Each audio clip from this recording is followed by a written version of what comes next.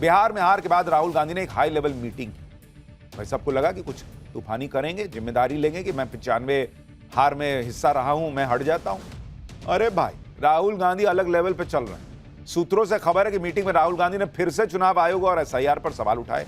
राहुल गांधी ने कहा कि उनकी पार्टी इस लड़ाई को संगठन के तौर पर, सियासी तौर पर और कानूनी तौर पर लड़ेगी। सूत्रों से खबर है कि राहुल गांधी ने कहा कि बिहार में जल्दबाजी में एसआईआर किया गया और जो जेन्युइन वोटर्स हैं उनके नाम हटा दिए गए। राहुल गांधी ने यह भी कहा कि कांग्रेस और इंडी गठबंधन नतीजों की गहरी समीक्षा करेगा। ये समीक्षा ही करते रह जाएंगे। राहुल गांधी इस हाई लेवल मीटिंग में उन 12 राज्यों के नेता भी मौजूद रहे जहां चुनाव आयोग एसआईआर की प्रक्रिया चला रहा है या चलाने वाला है। कांग्रेस ने एसआईआर के खिलाफ दिल्ली के रामलीला मैदान में बड़ी रैली का भी ऐलान कर दिया। कांग्रेस अब कह रही है कि वो अब एसआईआर के खिलाफ सड़क पर उतर जाएगी। कांग्रेस को यह समझ में नहीं आ रहा कि वो सड़क पर उतरने की बातें कर रही है। राहुल गांधी की यह पॉलिटिक्स उन्हें ऑलरेडी सड़क पर ले आई है। पब्लिक उनको सड़क पर ले आई है, बॉस वोट नहीं दे रही, इनको समझ ही में नहीं आ रहा है। राहुल गांधी, कांग्रेस, इनमें से कोई बदलने के मूड में नहीं दिख रहा। सबसे खराब प्रदर्शन का सारा बोझ जो है वो उन्होंने उठाया और चुनाव आयोग के माथे पर डाल दिया कि इसकी वजह से हारे। और हमने आपको कहा भी था कि ये लोग उसी का बेस बना रहे हैं क्योंकि इनको पता था ये हारे। लेकिन कई लोग, कांग्रेस के अंदर कई नेता आत्ममंथन के लिए बोल रहे हैं, पार्टी की नीतियों पर सवाल उठ रहा है। लेकिन उधर राहुल गांधी चुनाव आयोग के खिलाफ नया मोर्चा खोलने की तैयारी में। हालांकि राहुल गांधी के खिलाफ खुद ही मोर्चा खुल गया।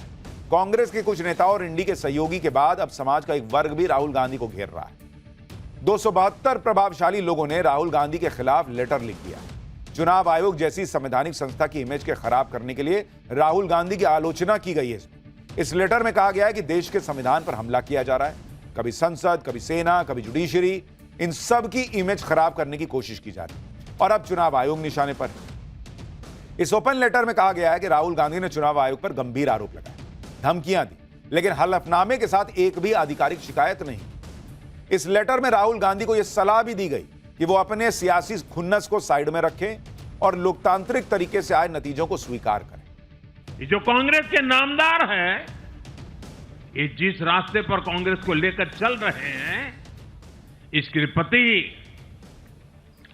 घोर निराशा, घोर नाराजगी अंदर ही अंदर पनप रही है। और मुझे तो आशंका है, हो सकता है कि आगे कांग्रेस का एक और बड़ा विभाजन हो। यानी इस देश के प्रबुद्ध लोग राहुल गांधी को चिट्ठी लिख के समझा रहे हैं, बॉस, कि देश का बेड़ा गर्क ना कीजिए, आपके पॉलिटिक्स का बेड़ा गर्क हो रखा है, उसको सुधारने पर काम कीजिए। उधर पब्लिक का गुस्सा भी बढ़ता जा रहा है क्योंकि वोट चोरी का नाम लेकर राहुल गांधी और कांग्रेस ऐसी ऐसी बातें कर रहे हैं जिनका सिर पैर है ही नहीं। आप देखिए कि बिहार के चुनाव नतीजे के बाद भी ऐसा ही हो रहा है। कांग्रेस एनडीए के 8 कैंडिडेट की जीत का आंकड़ा लेकर आई, कह रही है कि चुनाव आयोग ने इसमें 100 का खेल किया है क्योंकि जीते हुए कैंडिडेट्स को जितने वोट मिले हैं उसमें शुरुआती 3 अंक 100 है। इसके बाद कांग्रेस बीजेपी के 5 कैंडिडेट की एक और लिस्ट लेकर आई। इसमें आरोप लगाया कि चुनाव आयोग ने 122 का अच्छा जुगाड़ किया है क्योंकि जीते हुए कैंडिडेट को जितने वोट मिले उसके शुरुआती 3 अंक 122 है। कोई सिर पैर है इस बात का बॉस? जिसको भी मान लीजिए कि अगर वोट मिल रहा है और उसमें शुरू में 100 आ गया, उसके पीछे कुछ भी हो तो वो वोट चोरी हो गई। कांग्रेस की क्या हालत हो गई है कि मतलब अपनी गलती न माननी है, अपने आप को बचाना है, गांधी परिवार पे सवाल ना उठ जाए और इनके चेले चपाटों पे कोई सवाल ना उठ जाए, इसके लिए ये लोग कुछ भी लॉजिक लेकर आ रहे हैं जिसका कोई सिर पैर नहीं। जो सोशल मीडिया पे चल रहा था उसे कॉपी पेस्ट किया, चिपका दिया और इसी वजह से इन लोगों की क्रेडिबिलिटी जो है वो घास चरने जाती है। क्रॉस चेक तक नहीं करते हैं, फैक्ट चेक तो दूर की बात है। 100 की सेटिंग, 122 की सेटिंग का नाम लेकर प्रोपेगेंडा फैला रहे हैं। मैं आपको इसका सच दिखाता हूं। पंजाब, कर्नाटक, हिमाचल प्रदेश और जहां कांग्रेस और इंडी गठबंधन की जीत हुई वहां ऐसे कई उदाहरण मिल रहे हैं जहां जीतने वाले कैंडिडेट को मिले वोट के नंबर शुरुआती 3 डिजिट 1 है। जैसे आप पंजाब में 2017 में हुए चुनाव का डेटा देख लीजिए। अमृतसर नॉर्थ से कांग्रेस के सुनील दुत्ती को 59,212 वोट मिले। राजा सांसी को कांग्रेस के सुखविंदर सिंह को 59,628 वोट मिले। तरन तारण से कांग्रेस के धर्मवीर अग्निहोत्री को भी 59,794 वोट मिले। जालंधर कैंट से कांग्रेस के परगट सिंह को भी 59,349 वोट मिले। राजपुरा से कांग्रेस के हरदयाल सिंह कंबोज को 59,107 मिले। तो कांग्रेस क्या 59,000 वाला खेला कर रही थी और इसीलिए कांग्रेस की उस वक्त सरकार बन गई थी। इसी तरह पठानकोट से कांग्रेस के अमित विज को 56,383 वोट मिले। मुकेरिया से कांग्रेस के रजनीश कुमार को 56,787 वोट मिले। दसूया से कांग्रेस के अरुण डोगरा को 56,527 वोट मिले। यहां भी कांग्रेस के सभी उम्मीदवारों को 56,000 वोट के आसपास मिले। तो क्या उन्होंने खेला किया था? भोगा से कांग्रेस के जोगिंदर पाल को 67,865 वोट मिले। गुरदासपुर से कांग्रेस के बरिंदर मीत सिंह को 67,709 मिले। गिल सीट से कांग्रेस के कुलदीप सिंह को 67,927 मिले। फिरोजपुर सीट से कांग्रेस के परमिंदर सिंह को 67,559 वोट मिले। तो ये 67,000 वाला खेला चल रहा था क्या? आप ये लोग ये भी नहीं सोचते हैं कि भाई आज की डेट में लोग पाठशाला देखते हैं, अवेयर रहते हैं, तुरंत धरा जाएंगे ये लोग, और उसके बाद ऐसा नैरेटिव चलाते हैं तो क्रेडिबिलिटी जो है वो ढेले भर की नहीं बचती। उसके बाद कहते हैं कि मैं बोलता हूं तो पब्लिक मानती क्यों नहीं? अरे कैसे मानेगी बॉस? और पंजाब में ये लोग जीते थे जिस वक्त का आपको आंकड़ा बता रहा हूं। कर्नाटक देखिए ना, 2023 के चुनावों में कांग्रेस ने सरकार बनाई, वहां भी इनके कैंडिडेट्स का ऐसा ही डेटा था। तब तो चुनाव आयोग पे सेटिंग का आरोप नहीं लगा। जैसे बागलकोट से कांग्रेस के एचवाई मिति को 79,336 वोट मिले। मुद्दे बिहाल से कांग्रेस के केसीएस नायगौड़ा को 79,483 वोट मिले। मस्की सीट से कांग्रेस के बसनगौड़ा तुरविहाल को 79,566 वोट मिले। तीनों सीट पर उम्मीदवार जो है वो 79,000 वोट से जीता था। तो यहां 79,000 वाला खेला हो रहा था। हिमाचल, जहां कांग्रेस ने 2022 में सरकार बनाई, जयसिंहपुर से कांग्रेस के यादविंदर गोमा को 28,058 वोट मिले। श्री रेणुका जी सीट पर कांग्रेस के विनय कुमार को 28,642। कसौली से कांग्रेस के विनोद कुमार सुल्तानपुरी को 28,200। रामपुर से कांग्रेस के नंदलाल को 28,397। चारों सीट पर कांग्रेस के उम्मीदवार को 28,000 वोट मिले। भट्टियात सीट पर कांग्रेस के कुलदीप पठानिया को 25,989 वोट मिले। कसुमपट्टी सीट से कांग्रेस के अनिरुद्ध सिंह को 25,759 वोट मिले। तो ये क्या 25,000 वाला खेला हो रहा था क्या? ऐसे इतने उदाहरण है कि कितने देते चले जाएं। कांग्रेस पार्टी नहीं बदल रही बॉस। वोट चोरी के आरोपों पर भी कांग्रेस अपने जाल में फंसती जा रही है। आरोप लगा रही है कि बिहार में महिलाओं के खाते में 10,000 रुपए डालकर वोट चोरी की गई, लेकिन ऐसा तो झारखंड में चुनाव के दौरान भी हुआ था। वोटिंग से 2 दिन पहले महिलाओं के खाते में पैसे ट्रांसफर हुए थे। सच यह है कि चुनाव आयोग उन योजनाओं पर रोक लगा नहीं सकता जिन्हें चुनाव कार्यक्रम शुरू होने से पहले शुरू किया गया था। बिहार में मुख्यमंत्री महिला रोजगार योजना की शुरुआत 26 सितंबर 2025 को हुई थी, जिसके तहत महिलाओं को आत्मनिर्भर बनाने के लिए 10,000 रुपए की मदद दी जानी थी। इस योजना के शुरू होने के बाद बिहार में चुनाव की तारीखों का ऐलान 6 अक्टूबर को हुआ। इसी तरह झारखंड में भी मैया सम्मान योजना चल रही है, जिसके तहत महिलाओं को हर महीने 1,000 रुपए दिए जाते हैं। झारखंड में इस योजना की शुरुआत जुलाई 2024 में हुई। योजना के तहत ही 11 नवंबर 2024 को 1,000 रुपए महिलाओं के खाते में ट्रांसफर हुए, जबकि मतदान 13 नवंबर को हुआ, 2 दिन बाद। तो क्या 2 दिन पहले 1,000 रुपया ट्रांसफर करके महिलाओं का वोट झारखंड में खरीदा गया था क्या? उस समय तो कांग्रेस ने झारखंड सरकार से सवाल नहीं किए, ना ही इसे वोट चोरी कहा था। आप वोटर को बिका हुआ बता रहे हैं बॉस, क्योंकि आप नहीं जीत पा रहे। अब जहां जहां एसआईआर हो रहा है वहां भी कांग्रेस मसाला ढूंढने में लगी।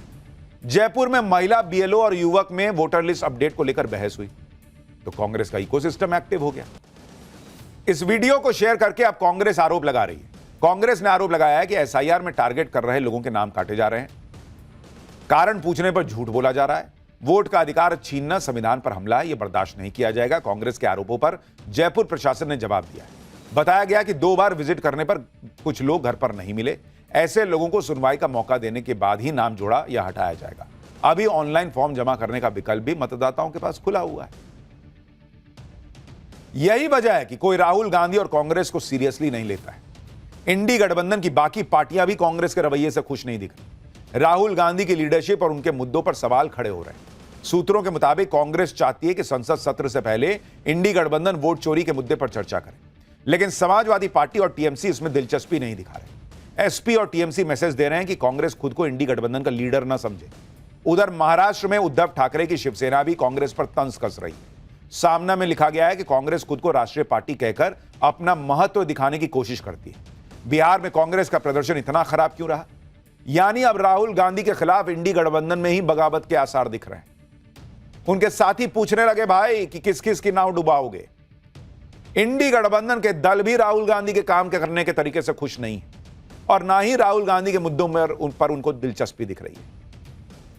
उद्धव ठाकरे की शिवसेना कांग्रेस पर इसलिए फायर है क्योंकि अभी मुंबई में बीएमसी के इलेक्शन है और इस इलेक्शन में कांग्रेस महाविकास अघाड़ी से अलग अकेले चुनाव लड़ने का मन बना रही है। लेकिन इस पर उद्धव की पार्टी के नेता कांग्रेस को आईना दिखा रहे हैं। शिवसेना की तरफ से कहा जा रहा है कि ये कांग्रेस महाराष्ट्र इकाई के नेता कभी कभी बहुत उत्साहित हो जाते हैं। उन्हें नहीं पता कि उनकी नाव में एक छेद है, बीच समंदर में जाकर डूब जाएंगे। हमारी नाव में बैठ जाएंगे तो नैया पार हो जाएगी, नहीं तो बीजेपी के तूफान में, बीजेपी की लहरों में कहां डूब जाओगे पता नहीं चलेगा। बड़े बुजुर्ग कह गए हैं, जब आंधी तूफान आए तो बैठ जाना चाहिए। कांग्रेस को यह समझ नहीं आ रहा है। देखिए, कांग्रेस महाविकास आघाड़ी में अकेले ही राष्ट्रीय पक्ष है, तो उसे बीच बीच में कभी कभी राष्ट्रीय पक्ष होने का एक सपना याद आ जाता है। अभी अभी बिहार में जो दुर्दशा हुई है वो कांग्रेस लगता है भूल गई है। कांग्रेस कभी कभी ना अति आत्मविश्वास में बह जाती है। हरियाणा के चुनाव में पराभव हुआ, महाराष्ट्र के चुनाव में पराभव हुआ, अभी बिहार के चुनाव में पराभव हुआ। देश में जहां कांग्रेस को लगता है कि वो बहुत ताकतवर, वहां उसका पराभव होता है। महाराष्ट्र में तो जीतते हुए हार गई। क्यों?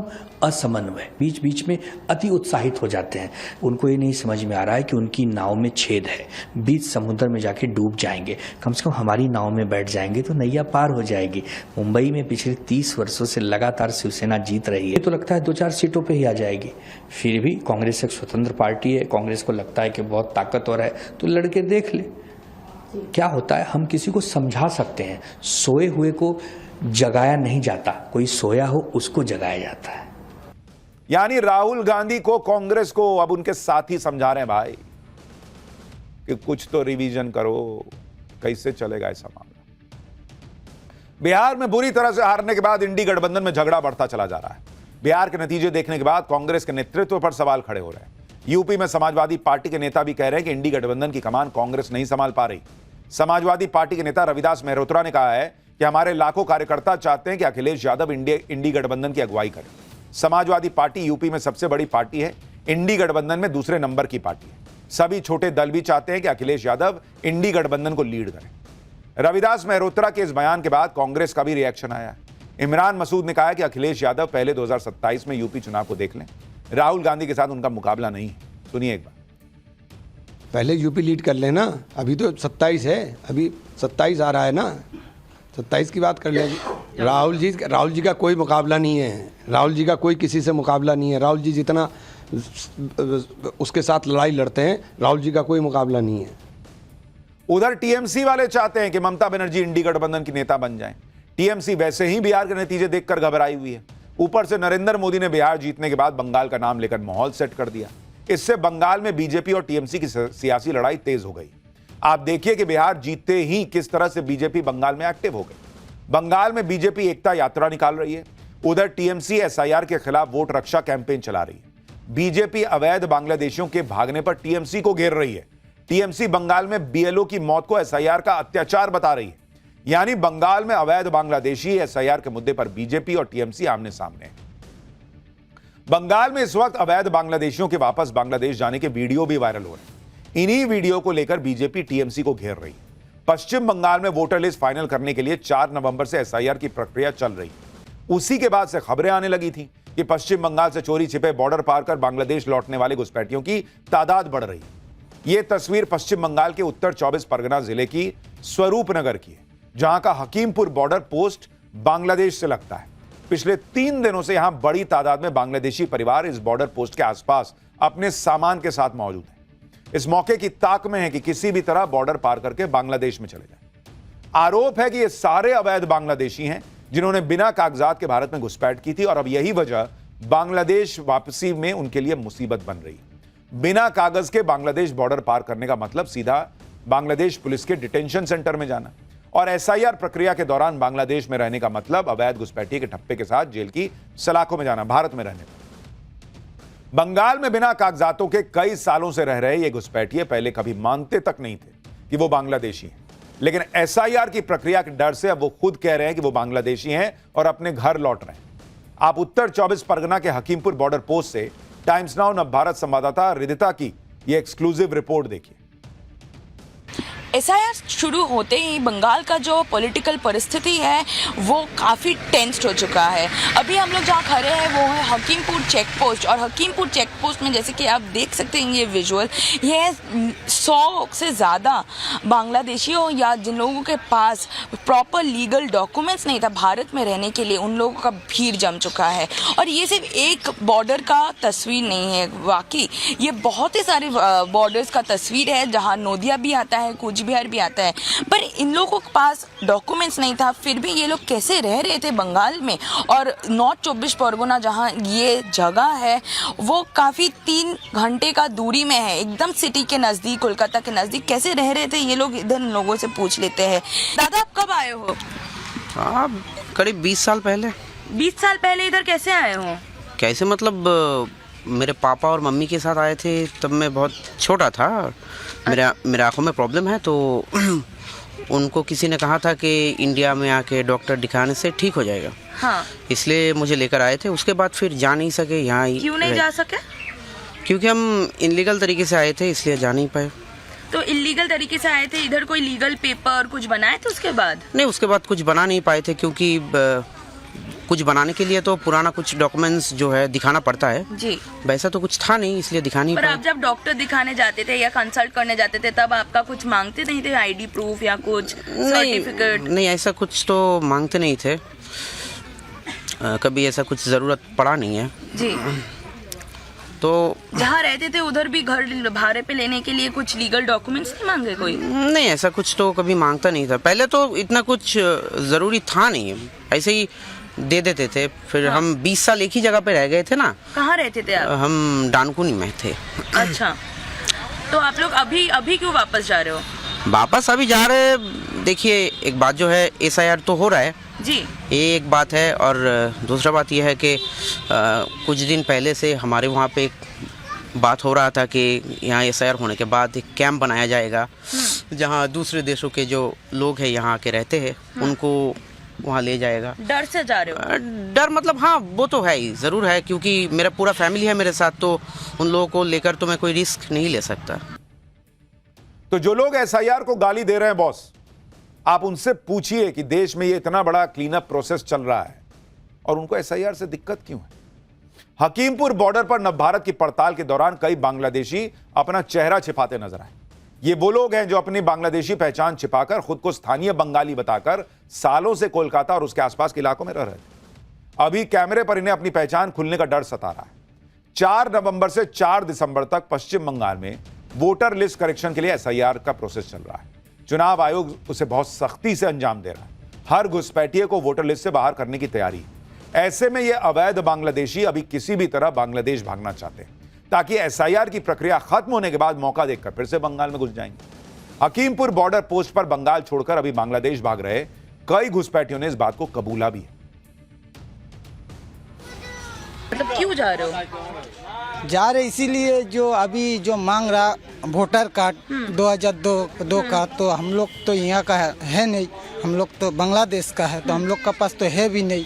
तो उस साइड जाओगे तो उसके बाद आप चले जाएंगे। यहाँ पे कैंप पे जाना है। अच्छा, कौन सा कैंप में जाना है? हमको तो मालूम नहीं है, हम सुना है। हम तो आत्मशोभन यहाँ पे करा ना, हम सरेंडर कर रहे हो? हाँ, सरेंडर कर रहे हैं। कोई लीगल डॉक्यूमेंट है आपके पास? कैसे आए थे फिर इस बार? ऐसे आया था, लोग पकड़ के। किसी को पैसा देना हुआ था? किसको पैसा दिए थे? आदमी ले अभी दिया दूसरा आदमी को। सोचिए, देश से अवैध बांग्लादेशी बाहर जा रहे इस एसआईआर की वजह से, लेकिन बंगाल में टीएमसी ने, ममता बनर्जी की पार्टी ने एसआईआर के खिलाफ मोर्चा खोला हुआ है। टीएमसी जगह जगह कैंपेन चला रही है और भरोसा दिला रही है कि किसी का भी वोट नहीं कटने देंगे। लेकिन इस भरोसे के बाद भी बांग्लादेशी घुसपैठियों की भगदड़ नहीं थम रही, क्योंकि ये बांग्लादेशी जानते हैं कि अगर जांच में उनसे कागजात मांग लिए गए तो क्या कागज दिखाएंगे। जिन्होंने किसी तरीके से आधार कार्ड बनवा भी लिए हैं उन्हें भी ये डर है कि कहीं चेकिंग में पकड़े न जाएं। बंगाल से अवैध बांग्लादेश वापस भाग रहे बांग्लादेशी अवैध रूप से जो रह रहे थे वो अब बांग्लादेश भाग रहे हैं। इसकी पुष्टि खुद बॉर्डर की निगरानी करने वाली बीएसएफ यानी बॉर्डर सिक्योरिटी फोर्स ने की है। बीएसएफ के अधिकारियों का कहना है कि बिना दस्तावेज वाले अवैध बांग्लादेशी वापस बांग्लादेश लौट रहे हैं और पिछले कुछ दिनों में इनकी संख्या काफी बढ़ गई। बीएसएफ अधिकारियों के मुताबिक नॉर्थ 24 परगना और मालदा जिले में ऐसे अवैध बांग्लादेशी वापस अपने वतन लौटने की तादाद जो उनकी है उसमें बड़ा जंप आया है। पहले इस तरह के अवैध बांग्लादेशियों का अपने वतन लौटने के मामले में मुश्किल से डबल डिजिट का नंबर आता था, लेकिन अब इनकी संख्या सैकड़ों में पहुंच गई है। बीएसएफ अधिकारियों का कहना है कि हर दिन करीब 100-150 केस ऐसे सामने आ रहे हैं। बीएसएफ के मुताबिक जो लोग बिना दस्तावेज के हैं उन्हें बॉर्डर गार्ड बांग्लादेश को सौंप दिया जाता है। अगर वो इन्हें नहीं एंट्री नहीं करने देते हैं तो फिर दूसरा विकल्प अपनाया जाता है। बीएसएफ अधिकारियों ने दावा किया है कि जो लोग वापस बांग्लादेश लौटना चाहते हैं उसमें से ज्यादातर वो हैं जिनके पास कोई दस्तावेज नहीं। बीएसएफ के दावे के मुताबिक एसआईआर और जो वेरिफिकेशन ड्राइव चल रहा है उस वजह से ही ये बांग्लादेशी वापस भाग रहे हैं। बांग्लादेशियों के अपने देश लौटने की तस्वीरों और आंकड़ों को लेकर बीजेपी ममता बनर्जी सरकार पर फायर। अवैध बांग्लादेशियों को शरण देने का आरोप लगा रही है। बीजेपी कह रही है कि ममता बनर्जी बंगाल को बांग्लादेश बनाने की साजिश रच रही है। सुनिए। अब बंगाल की बारी है। बंगाल की बारी इसलिए है, बंगाल को बांग्लादेश बनाने की साजिश ममता बनर्जी का है वोट के लिए, और वहां रेड कारपेट बिछा के रखी है बांग्लादेशी और रोहिंग्या के लिए। और वहां की जनता भयभीत है, खास करके हिंदू। तो अब बंगाल में भी इस बार झाड़ू पोछा लगा करके उसको खत्म करना। इधर ममता बनर्जी को घेर रही है बीजेपी। उधर ममता बनर्जी ने एसआईआर प्रक्रिया के दौरान बीएलओ यानी बूथ लेवल ऑफिसर की मौत पर चुनाव आयोग को घेर दिया। ममता बनर्जी आरोप लगा रही है कि आज ही जलपाईगुड़ी में एक और बूथ लेवल ऑफिसर ने एसआईआर के प्रेशर में अपनी जान दे दी। एसआईआर शुरू होने से लेकर अभी तक 28 लोग अपनी जान गंवा चुके हैं। यह सब इसलिए हो रहा है क्योंकि चुनाव आयोग ने बिना प्लानिंग के इन पर वर्कलोड बढ़ा दिया। जो काम पहले 3 साल में होता था वो 2 महीने में हो रहा है, वो भी इसलिए ताकि अपने सियासी मालिक को खुश किया जा सके।